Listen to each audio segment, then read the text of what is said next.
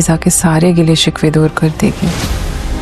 जब भाभी फिजा को डांटती हैं तो हम सब अच्छा है आज फिजा और जारून मिल गए। जारून की मोहब्बत फिजा की लाडली हुआ करती थी ना। सच सच भाई मुझे अच्छा नहीं लगता। बताओ मुझे, जारून को फिजा ने बुलाया था ना? अगर आज मैंने आपकी बात सुन ली ना तो आपकी बहन मुझे किसी और की बात सुनने के काबिल नहीं छोड़ेगी। ऐसा कुछ भी नहीं है, मैं हूं ना तुम्हारे साथ। अगर आप मेरे साथ होते बुरा होता। जारून ड्रामा सीरियल शिकंजा में के नए आने वाले एपिसोड में कुछ यूँ दिखाया जा रहा है कि पुप्पो ने तो अपने लिए वबाले जान खरीद ली है। पुप्पो अब रिश्ता करके पछता रही है क्योंकि जीनत एक बहुत ही मक्कार और चालाक लड़की है। जीनत का रूप जो पल भर में बदल जाता है और जीनत अब वही करने जा रही है जो उसका दिल चाह रहा है। और जो वो उसकी अपनी सास को भी वो यही कह देती है कि जिस तरह अब तो आप बात कर रही है मैं उसी अंदाज में बात करूँगी आपसे। और अपनी सास के बारे में बहुत सी बातें कर देती है। और साथ अब अरहम की माँ को ये रियलाइज़ हो रहा है कि उसने कितनी बड़ी गलती की है और रिदा किस किस्म की इंसान थी। अब उसको ये रियलाइज़ हो चुका है कि रिदा जैसी लड़की जो है वो इस पूरी दुनिया में नहीं है और ना ही जीनत के साथ उसका कोई मुकाबला है। खैर आने वाले वक्त में पुप्पो तो इस बात का बहुत बुरा अंजाम पाने वाली है। पुप्पो का जीनत जो है वो बहुत बुरा हशर करने वाली है। और इधर दूसरी जानिब रिदा और फिजा जो है वो रानी की वजह से बहुत ज़्यादा परेशान होकर रह चुकी हैं।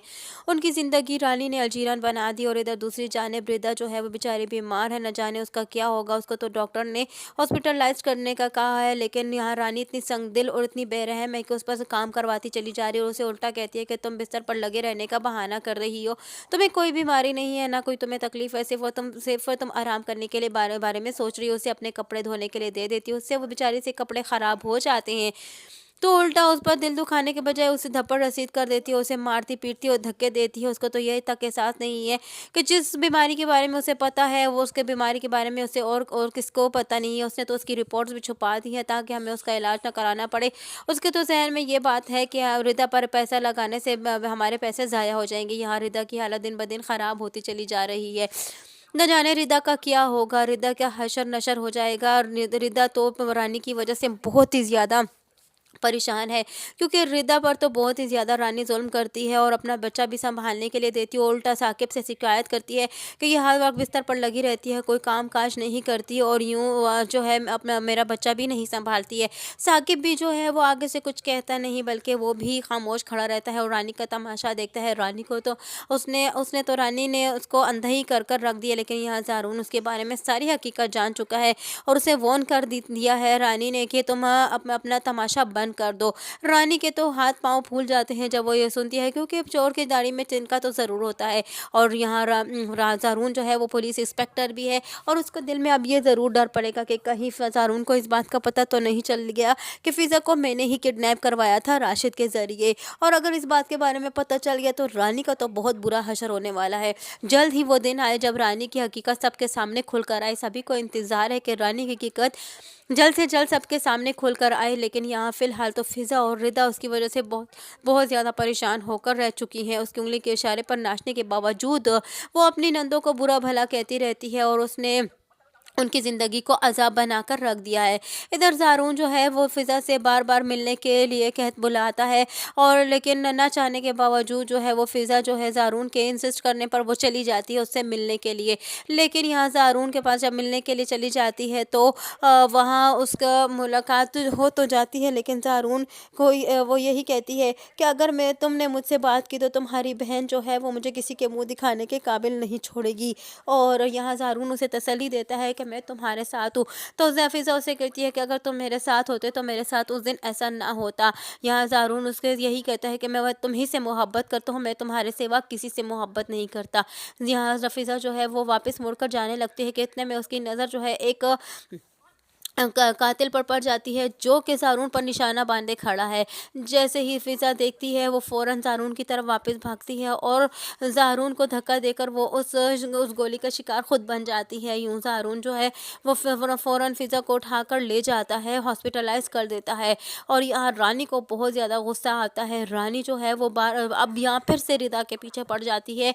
जब रानी को ये फिर पता चलता है कि फिज़ा जो है वो जारून से मिलने गई थी तो फिर रिदा को ये कहती है कि तुम ही ने उसको भिजवाया है ना फिज़ा को ज़ारून से मिलने के लिए, और फिज़ा ने ही ज़ारून को बुलवाया है ना मिलने के लिए। फिज़ा ऐसी लड़की है कि वो ऐसी ही लड़की है जो कि मेरे भाई को ख़ुद अपने पीछे लगा रही है।